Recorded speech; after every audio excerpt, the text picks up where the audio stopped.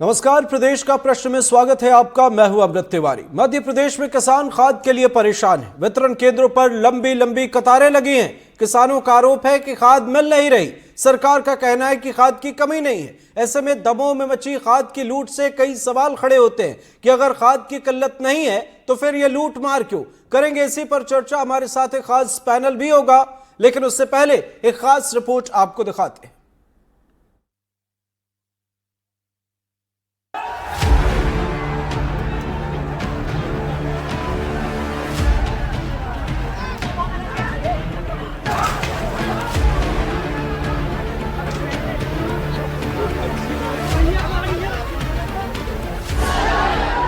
दमोह के तेंदुखेड़ों में सोसाइटी में खाद की बोरियों से लदा ट्रक आया तो खाद के लिए लाइन में लगे किसानों के सब्र का बांध टूट गया।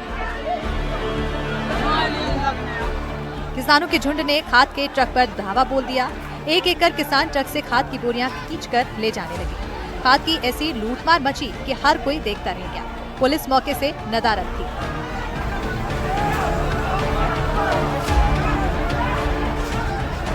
अपनी सहूलियत के हिसाब से खाद की बोरियां ले जा रहे थे। पुलिस को खबर लगी तो फिर डंडा चला। सुबह से घंटों तक लाइन में लगे किसानों को खाद नहीं मिली। डंडे अलग से खाने पड़े। दमोह के कलेक्टर सुधीर कोचर ने तो खाद की लूट की घटना से ही इनकार कर दिया। अफवाह है, ऐसा कुछ नहीं हुआ है। वहाँ पर ये बात सही है कि वहाँ पर आज लगभग 8 से 9 हज़ार किसान इकट्ठे हुए थे। बहुत बड़ी संख्या में किसान आ जाने से और खाद हमारे पास जितना उपलब्ध है, हमने कल भी मैंने आह्वान किया था कि खाद हमारे पास पर्याप्त हम देंगे, लेकिन 9,000 किसान जब एक साथ आ जाते तो व्यवस्था बनानी पड़ती है। तो हमने ये किया है कि बाकी किसान जिनके पास कूपन है उनको हम खाद वितरित कर रहे हैं और जिनके पास कूपन नहीं है उन सभी किसानों को हमने तहसील ऑफिस भेजा है, वहाँ से उनके कूपन बनाए जा रहे हैं। तो इसीलिए किसानों को बिल्कुल चिंता करने की जरूरत नहीं है। दमोह के कलेक्टर का कहना है कि खाद पर्याप्त है, बस व्यवस्थाएं नहीं बन पा रही है। लेकिन कलेक्टर साहब, सवाल ये है कि अगर खाद पर्याप्त है तो फिर ये मारामारी क्यों? ये तस्वीरें दमोह की है, लेकिन मध्य प्रदेश के कई इलाकों में हालात ऐसे ही हैं।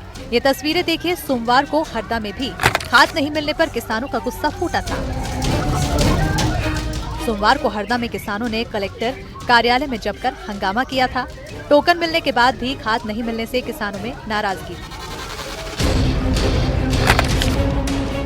सिर्फ दमोह और हरदा नहीं, बैतूल, मुरैना, दमोह, बिलासपुर और बेमेतरा समेत कई मध्य प्रदेश और छत्तीसगढ़ के कई शहरों में किसान खाद के लिए परेशान हैं। किसानों का आरोप है कि खाद नहीं मिल रही। सरकार का कहना है कि खाद की किल्लत नहीं है। ऐसे में सवाल ये उठता है कि अगर खाद की किल्लत नहीं है तो ये मारामारी क्यों है? दमोह से एनडीटीवी के लिए आजम खान की रिपोर्ट।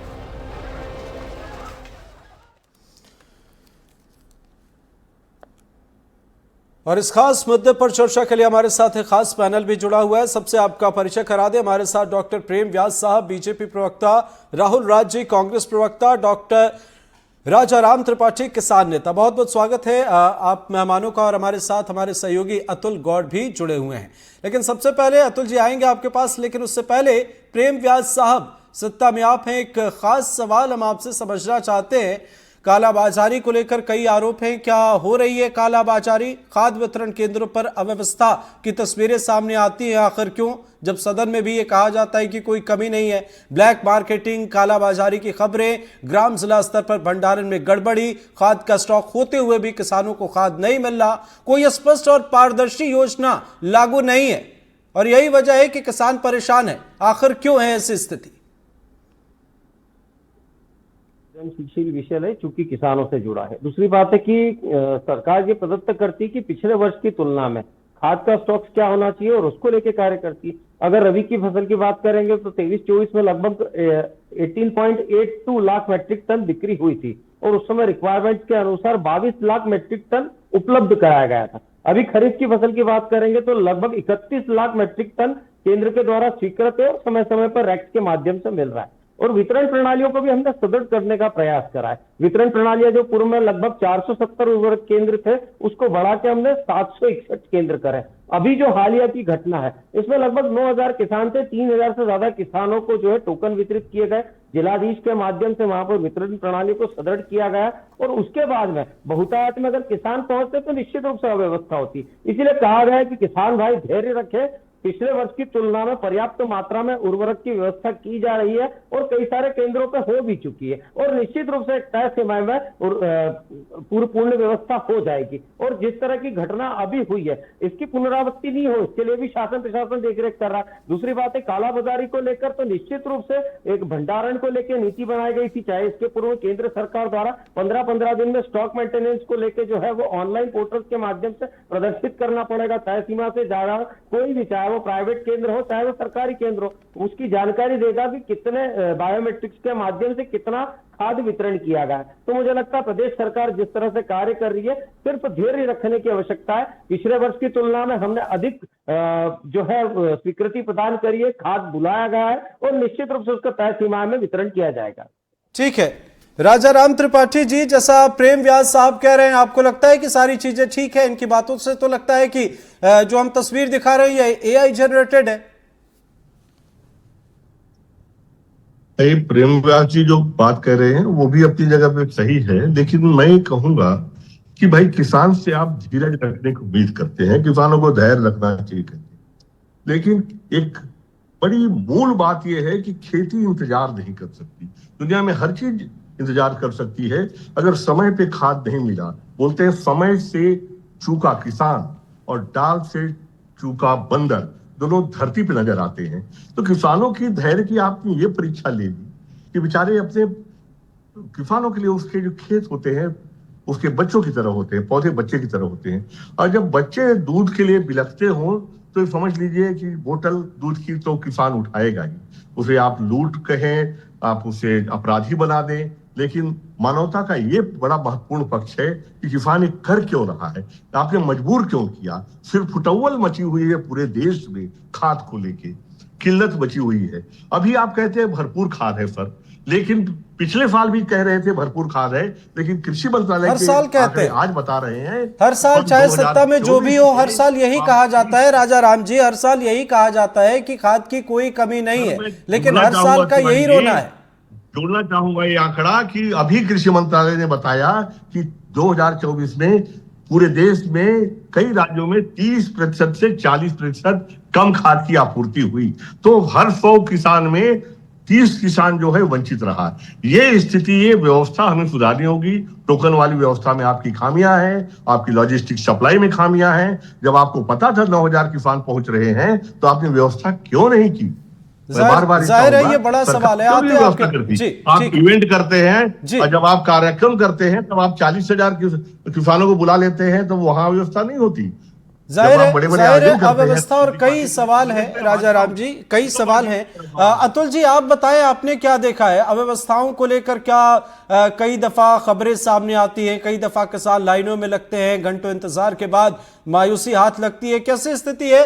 क्या किस तरीके का मैनेजमेंट नजर आता है? जी अमरीश जी, देखिए अगर मैनेजमेंट नजर आता होता तो निश्चित तौर पर ये तस्वीरें हम नहीं दिखा रहे होते और ये डिबेट भी शायद हम नहीं कर रहे होते।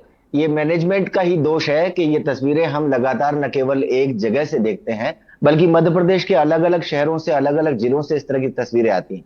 जमीन पर अगर हम देखते हैं तो किसान टोकन के लिए लाइन में लगता है, फिर खाद के लिए लाइन में लगता है और लगातार उसे परेशानी से दो चार होना पड़ता है और इस तरह की जो चीजें हैं वो लूटमार में भी बदल जाएंगी। ये आपके सामने तस्वीरों के जरिए बयां हो रही है। हम आपको कई बार ऐसी तस्वीरें भेज चुके हैं जिन तस्वीरों में किसान जमीन पर अपने 2 बोरी खाद के लिए आपस में लड़ता भिड़ता हुआ नजर आता है। भूखा प्यासा लाइन में लगा हुआ किसान अपने ही किसान भाई के साथ दुश्मनी पैदा कर लेता है और लाइन में नंबर पहले आने के चक्कर में वो लड़ बैठता है। तो ये सारी की सारी जो कमियां हैं वो सिस्टम की कमियां हैं। हालांकि हम एक सत्ता दल को दोषारोपण नहीं कर सकते, ये सत्ता दल हो या फिर विपक्ष हो, जब जब जिसकी सरकार रही है तब तब इसी तरह की तस्वीरें आई हैं। खास तौर पर साल दर साल इसी तरह की तस्वीरें आती हैं। किसान जद्दोजहद करता है और उसे जमीन पर खाद मुहैया नहीं होती और लड़ाई झगड़ा करते हुए की तस्वीरें, लूटमार करते हुए तस्वीरें हम हर साल टीवी पर दिखाते हैं, हर साल डिबेट करते हैं। लेकिन ये सिस्टम हमारी मॉनिटरिंग और किसानों के साथ सुविधा युक्त वातावरण के साथ उसको खाद वितरण करने की व्यवस्था कब निर्धारित की जाएगी, इसका पता लगाने की जरूरत है। जी अमृत जी। बिल्कुल सही आपने कहा। प्रेम जी आते हैं आपके पास। राहुल जी, क्या कहेंगे आप? प्रेम व्यास साहब को आपने सुना, कह रहे हैं कि सब ठीक है, हमने तमाम इंतजाम किए हैं, सारी चीजें हो रही हैं, चल रहा है सब। देखिए अमृत जी, पहली बात तो ये लूट नहीं है, ये मजबूरी है। अन्नदाता की हताशा का आलम समझिए कि उसकी फसल जो खराब ना हो उसको बचाने के लिए वो किस हद तक जा रहा है। और सरकार है कि खाद की किल्लत को मानने को तैयार नहीं। आप और हम ये डिबेट पहले भी कर चुके हैं और ये 1 वर्ष की बात नहीं है।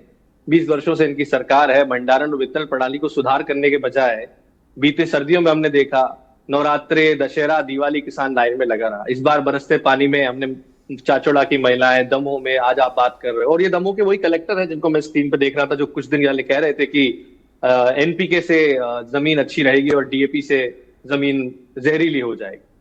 बहरहाल कुछ चीजें समझने की आवश्यकता है। प्रेम व्यास जी शांतिपूर्ण ढंग से ये सुने कि आपको पहले स्वीकार करना पड़ेगा कि खाद की किल्लत है, और ये इसलिए स्वीकार करना पड़ेगा कि मेरे मित्र प्रेम व्यास जी ये जानते हैं कि इन्हीं की केंद्र सरकार ने डीएपी का जो आवंटन इस अगस्त माह के लिए किया वो 0 है। किसान डीएपी मांग रहा है क्योंकि मक्का में डीएपी और यूरिया दोनों लगना है और धान में भी यही आलम है। इसके बाद आपके उर्वरक विकास निधि का जो पैसा आया, जिससे आपको किसानों को ये प्रशिक्षण देना था कि डीएपी के अतिरिक्त क्या खाद हो सकती है, जिसके लिए आप चीख के एनपीके की बात कर रहे हो, उसका सीएजी की रिपोर्ट में खुलासा हुआ कि प्रशिक्षण और सब्सिडी का पैसा निकालकर 4.79 करोड़ रुपए से आपने गाड़ी खरीद ली। और कृषि मंत्री कह रहे हैं कि साहब गाड़ी नहीं खरीदे क्या? तो जो प्रशिक्षण का पैसा है उर्वरक विकास निधि का, उससे आप गाड़ियां खरीद रहे हैं। किसान खाद की लाइन में लगा है। देखिए पूरी बात हो जाने दीजिए, आपने सत्ता पक्ष को पूरा समय दिया, मैं बहुत सार्थक बात कह रहा हूं। भंडारण और वितरण प्रणाली में सुधार न करके ये हो रहा है कि जिस समय सोसाइटी में खाद की जरूरत है उस समय प्राइवेट व्यक्ति के पास तो खाद है प्रेम व्यास जी, कालाबाजारी बढ़ी हुई है। अमानक खाद को स्वयं कलेक्टर के पास कुछ जिलों में किसान लेके जा रहा है, और मुख्यमंत्री जो पूर्व हैं केंद्र के कृषि मंत्री शिवराज सिंह जी राज्य सरकार को बार बार आईना दिखा रहे हैं कि साहब मध्य प्रदेश में अमानक खाद, बीज और कीटनाशक बिक रहा है। मगर आप अभी भी अगर अंधापन ये बरकरार रहे कि आप विजुअल्स दिखा रहे हैं और ये कह रहे हैं कि सब चंगा सी, तो ये तो इस प्रदेश के अन्नदाता के साथ सबसे बड़ा खुटारा घाट। बिल्कुल सही आपने कहा राहुल जी, लेकिन समझ में नहीं आता कि इस देश की सरकारों ने, इस देश के अधिकारियों ने, इस देश के सियासतदानों ने किसानों को क्या समझ रखा है। अगर किसान अनाज के बदले अनाज और राशन के बदले राशन पर उतर जाए तो सबकी एकड़ी गुल हो जाएगी। पर मुश्किल यह है कि आपको पता है कि बाकी चीजें तो चाहिए, दवाई चाहिए, कपड़े चाहिए, आप जाएंगे कहां? और यही वजह है जब 6 महीने 1 साल कम नहीं होते और 6 महीने 1 साल में आप तमाम इंतजाम कर सकते हैं। कांग्रेस की भी सरकार रही, बीजेपी की सरकार है, डबल इंजन की सरकार है, बड़े बड़े दावे किए जाते हैं, पर किसान आज भी मजबूर हैं। अरे हमने इस देश में कोविड जैसी मुश्किल हालात का सामना कर लिया है प्रेम व्यास साहब, तो किसानों की समस्या क्यों नहीं सुलझती? हाल फिलहाल में भी हमने एक डिबेट किया, हर साल हम यही करते हैं, हर साल ऐसी ही तस्वीरें सामने आती है। आप सत्ता में हैं, किसानों को खाद तक नहीं दिला पा रहे। प्रेम जी देखिए अमृत जी, इसलिए मैंने आंकड़ों के साथ में बात करी थी, और बात अगर सिर्फ डीएपी एनपीके की होगी तो डीएपी की आपूर्ति में निश्चित रूप से पिछले वर्ष की तुलना में अभी कुछ कमी है, लेकिन रेक्स के माध्यम से वहां ऑर्डर क्लियर हो चुके हैं। मुझे लगता है थोड़ा समय में आ जाएगा। एनपीके पर्याप्त मात्रा में ये भी घोषणा की जा चुकी। दूसरी बात है कि नैनो यूरिया और नैनो खाद को लेकर मंदसौर में, रतलाम में, उसके बाद हरदा में प्रशिक्षण शिविर का आयोजन किया गया था। वहां पर साइंटिफिक सेशंस भी लगाए गए थे, जहां पर किसानों को जो है यूरिया और एनपीके जो है और उसका नैनो यूरिया और नैनो एनपीके के माध्यम से बताया गया था, और हम लगातार सुधार करते आ रहे हैं। तो सुधार ये कब तक करेंगे साहब? मेरा ये सवाल है कि अगर कल किसी बड़े नेता की रैली करनी हो तो तमाम इंतजाम आप लोग कर लेते हैं, सब कर लेते हैं, जितनी भी पार्टियां इस देश में सारे इंतजाम कर लेते हैं। आपको नहीं पता कि कब खाद की जरूरत होती है? आप नहीं कर सकते ये इंतजाम? 6 महीने साल भर काफी नहीं है, सालों बीत गए हैं, हर साल का यही रोना है। आप तमाम चीजें बताते हैं, लेकिन ये चीजें किसानों को समझ में नहीं आती हैं। किसान तो लाइनों में लगने को मजबूर हैं। आप सियासी बातें करते हैं, आप तमाम आंकड़े पेश कर देते हैं। हमने भी आंकड़े दिखाए थे पिछले दिनों आंकड़े दिखाए थे कि कहां कितने की जरूरत है और कितनी खाद आप उपलब्ध करा रहे हैं। अगर वो आंकड़े ही मैच ना हो, जहां जरूरत कुछ हजार मीट्रिक टन की हो और उससे कम चीजें पहुंच रही हैं, तो जाहिर है मारामारी होगी। ये लूट की तस्वीर क्या कहती है प्रेम साहब?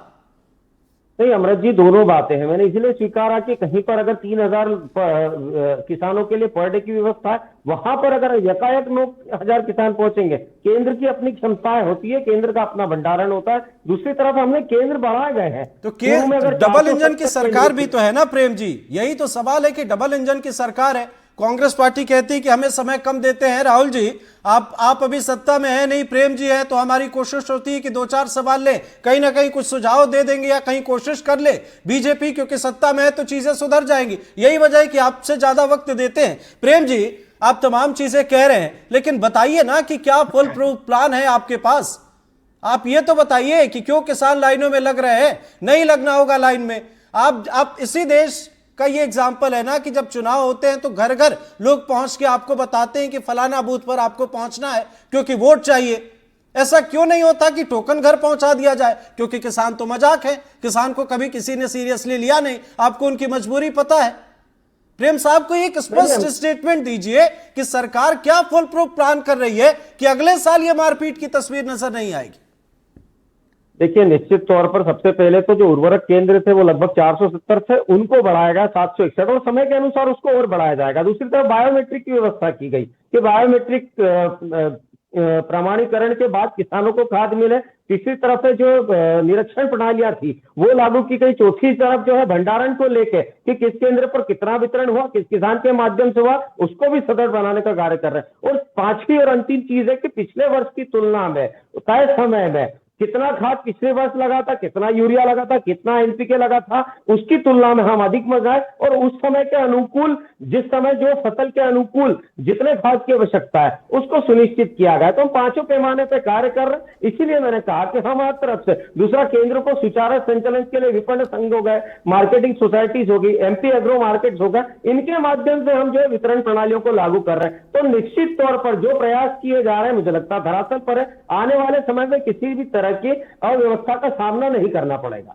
राजा राम त्रिपाठी जी, आपको क्या लगता है कि जो प्रेम व्यास साहब कह रहे हैं कि वाकई ये चीजें जैसा वे कह रहे हैं, कहने से तो यही लग रहा है कि अगले साल से ऐसी तस्वीर नजर नहीं आएगी, आपको कितना भरोसा है? और इसके साथ लॉजिस्टिक समस्याएं हैं, कई घंटों लाइनों में लगने के बाद भी किसान लौट आते हैं, शिकायत, विरोध, प्रदर्शन, तमाम चीजें हैं, व्यवस्था में सुधार का नाम नजर नहीं आता। देखिए, मेरा स्पष्ट मानना है कि खेती आपकी प्रायोरिटी पे अगर होती, टॉप प्रायोरिटी पे, चाहे कांग्रेस हो चाहे भाजपा हो, तो आज ये दिन नहीं देखना पड़ता। पूरे देश में खाद को लेके सिर्फ उटव्वल नहीं होती।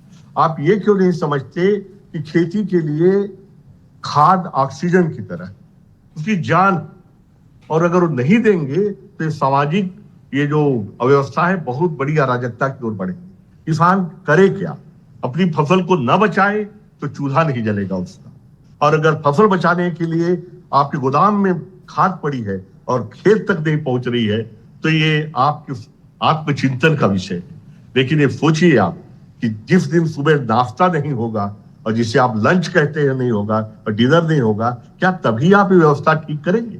मेरा दोनों पार्टियों से सवाल है। कहीं कहीं आपकी भी सरकारें हैं, लेकिन अव्यवस्था सब जगह है।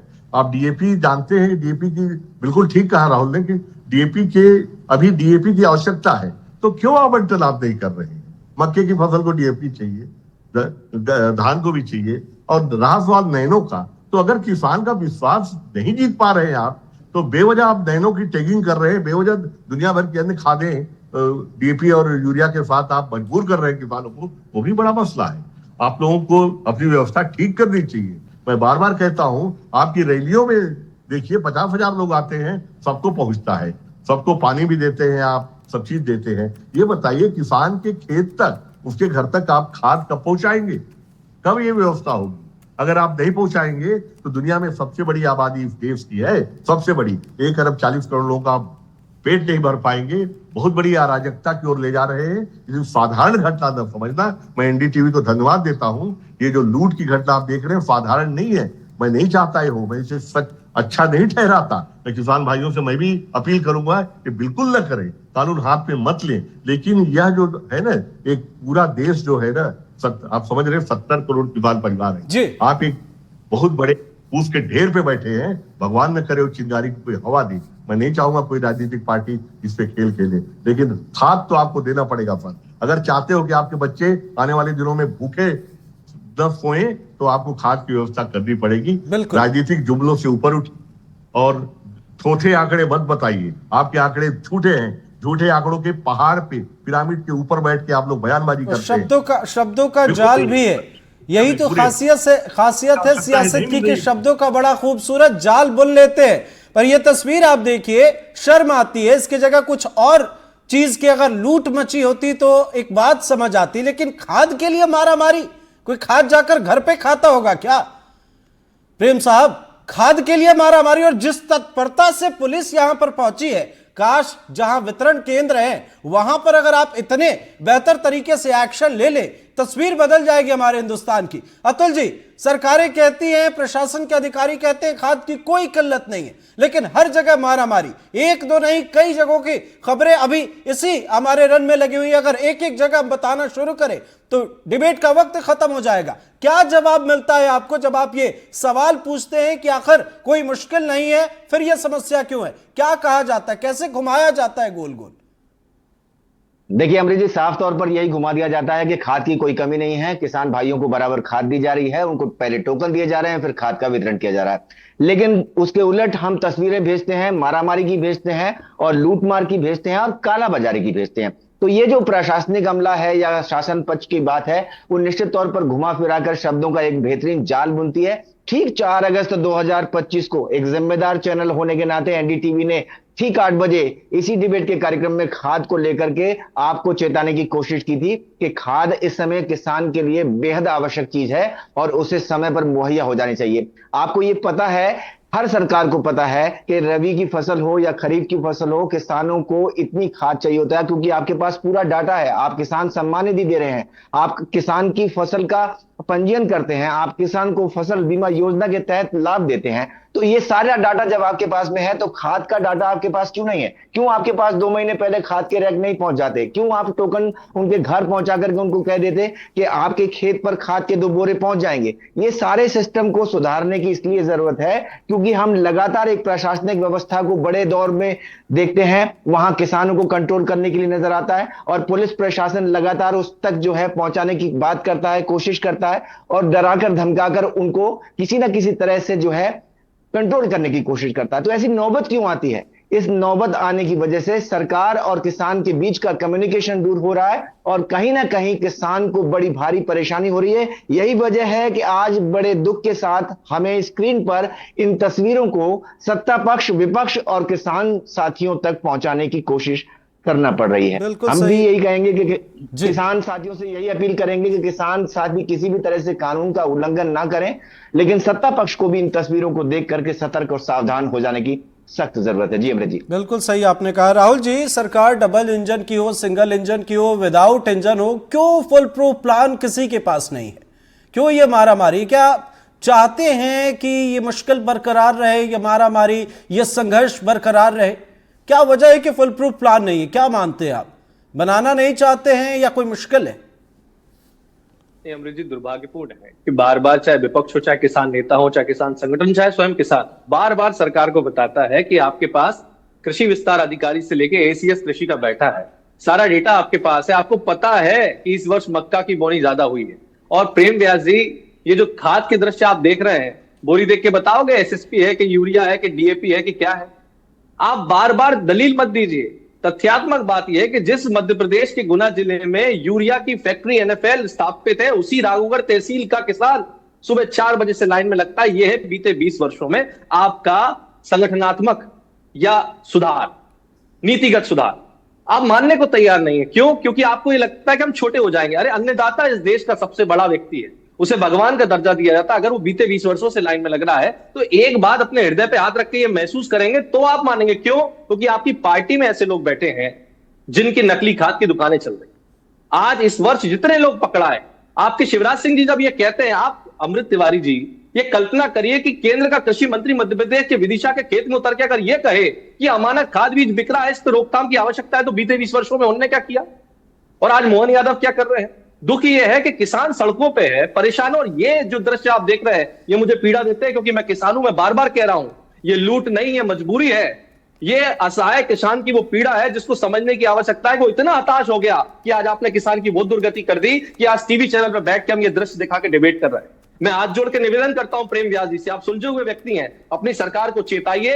ये बहुत ही गलत घटनाक्रम है जो हुआ है। वो इसलिए हुआ है क्योंकि आप सिलसिलेवार तरीके से मानने को तैयार नहीं है। आप अभी भी टीवी डिबेट में ये कह रहे हो कि डीएपी की व्यवस्था होगी। मैं आपसे कह रहा हूं कि सरकार का आवंटन ही शून्य है डीएपी का अगस्त में, तो इस प्रकार के दृश्य तो आएंगे। और जहां तक किसान का प्रश्न है, मैं अमृत तिवारी जी आखिरी बात ये कहूंगा कि अगर खाद नहीं मिली, ये क्यों हो रहा है, अगर खाद नहीं मिली तो उसके बच्चों की फीस कौन देगा, फसल चक्र टूटेगा तो उसकी बीवी के जो गहने गिरवी रखे हैं उनको वो कहां से छुड़ा के लाएगा। जब मार्च के महीने में पैसा नहीं आता है तो 31 मार्च को किसान को ऋण चुकाना पड़ता है। ऋण बाजार से लेके चुकाता है ताकि वो डिफॉल्टर ना हो।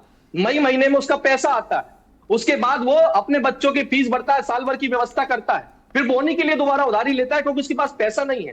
इस मकर जाल में फंसा हुआ है और आप कह रहे हो कि खाद के लिए क्यों मारामारी नहीं होगी। अरे खाद नहीं मिली, फसल सूखी तो कर्जे में गए तो बचा क्या, आत्महत्या। इसलिए प्रकरण बढ़ते हैं, ये समझने की जरूरत है। लेकिन हम क्या कर रहे हैं, हम कह रहे हैं कि साहब आएगी डीएपी, आएगी खाद। मैं हाथ जोड़ के निवेदन कर रहा हूं, ये संवेदनशील विषय है। अगर मेरे घर में ठीक है राहुल जी वक्त इजाजत नहीं देता। एक शॉर्ट कमेंट प्रेम व्यास साहब, पिछली बार भी हमने बीजेपी प्रवक्ता से पूछा था कि साहब एक संदेश, एक मैसेज आप दीजिए, 30 सेकंड का मैसेज दीजिए, लोग अपने फोन में सेव करेंगे। आप बताइए आप किसानों को क्या संदेश देंगे आज इस मुश्किल हालात में, आप क्या करेंगे, क्या प्लान है आपके पास, क्यों वे परेशान है, एक मैसेज दीजिए आप प्लीज। नहीं अमृत जी, मैंने इसीलिए बताया कि सरकार संपूर्ण संवेदनशीलता के साथ में किसानों के साथ खड़ी। पिछले वर्ष की तुलना में हमारा ये प्रयास रहता है कि हम ज्यादा खाद केंद्रों तक उपलब्ध कराएं और तय समय सीमा में पहुंचाएं। निश्चित रूप से अगर वितरण प्रणालियों को लेकर कुछ अव्यवस्था होती है तो उसको भी सुदृढ़ किया जाता है, जैसे हमने केंद्रों को बढ़ाया गया है। और जैसा आदरणीय डॉक्टर साहब कह रहे थे, मैं स्वीकार करता हूं कि निश्चित रूप से उस व्यवस्था को भी लागू करने का प्रयास करेंगे जहां पर किसान बायोमेट्रिक के साथ में एनरोलमेंट कराएगा और खाद उसके घर तक, उसके खेतों तक पहुंचेगी। तो निश्चित रूप से सरकार उस और भी प्रयास कर रही है। दूसरी तरफ है कि जो तमाम दूसरी योजना है वो निश्चित रूप से पहुंचाई जा रही, चाहे वो अभी 1383 करोड़ रुपए जो किसानों को पहुंचाए, उसके पहले सम्मान निधि की बात हो, तो निश्चित रूप से सर्व जो योजना है उसका लाभ किसानों को मिले, उर्वरक ठीक है प्रेम व्यास साहब, कई दफा आपने निश्चित रूप से कहा है। उम्मीद करते हैं कि निश्चित रूप से आपकी पार्टी सरकार इस मामले पर गंभीरता दिखाए और निश्चित रूप से किसानों की समस्याएं मध्य प्रदेश में, छत्तीसगढ़ में सॉल्व कर ली जाए। डबल इंजन की सरकार है सर, आप ही के वोटर्स है तो आप ही को करना होगा, बेहतर तरीके से कीजिए। दो ही पार्टियां यहां पर बेहतर कर रही है, लेकिन उम्मीद करते हैं कि जल्द इस समस्या का समाधान। बहुत बहुत शुक्रिया हमारे साथ जुड़ने के लिए राहुल राज जी, प्रेम व्यास साहब आपका, हमारे सहयोगी अतुल गौड़ हमारे साथ जुड़े, आपका भी बहुत बहुत शुक्रिया। और हमारे साथ राजा राम त्रिपाठी जी जुड़े, आप सभी मेहमानों का बहुत बहुत शुक्रिया। और इसी के साथ हमारे इस खास कार्यक्रम में फिलहाल इतना ही। नमस्कार।